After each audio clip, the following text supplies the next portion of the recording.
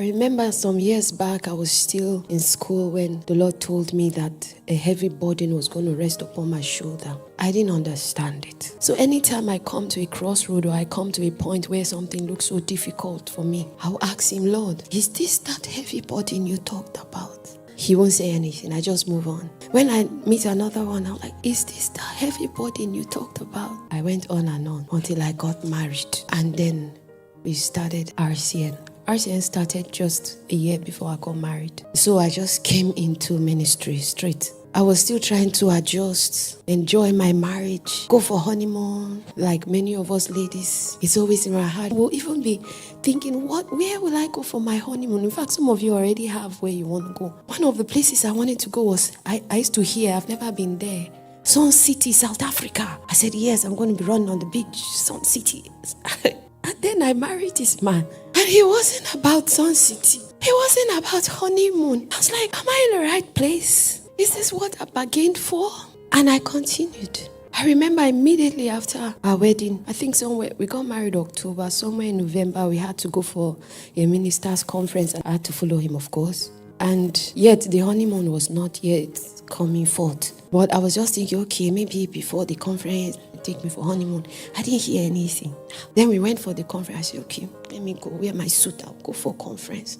And I went for a conference. There was no honeymoon. Then, even in the midst of the conference, we were at a friend's place. And right there, I think in the morning, my husband had woken up to take his bath. I was still in the bedroom. And suddenly, there was this coffin that just appeared before me. Let's take it back to a day before that day. We came into the conference day one. And then there was this mommy. God bless her soul. She's late now. But she was the one who called for a seed for the building of Papa's church, the new site. And she said she knows that 10 people here can give 50,000 and then 100,000. You know, she was just, my spirit said, Dinna, but you can't give now. I said, no, it's not me God is talking about right now. Because when I left my parents, as they sent me off to my husband's place, they gave me 100,000. That was the only money that was tied to my name. And this is God telling me that money, I should give it.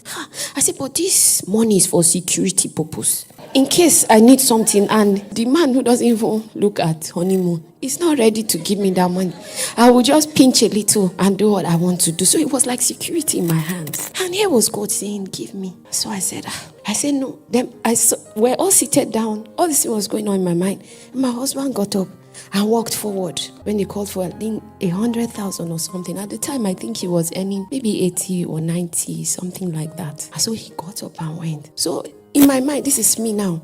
I'm acting the drama or the film. I said, he has gotten up now. His man and wife is one. So he has covered for us. But the Spirit of God kept pushing me, kept pressing me. Say, Dinna, go out. That 50,000, you have to give it. I said, okay.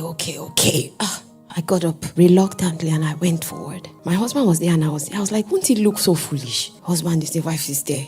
He's supposed to stand for us. I was just negotiating. But the long and short of it was, immediately after that morning meeting, I quickly withdrew the 50,000 and gave it. Then in the night of that same day, that was morning, in the evening session, there was this man of God who came also and he was preaching. And he said, there are 32 persons here that death is hanging on your head. There are 32 persons. And he said, the power of God is going to move right now. And God is going to break that yoke of death from over their life. Honestly, I was number one to go down. I was just thinking, what if I was in honeymoon?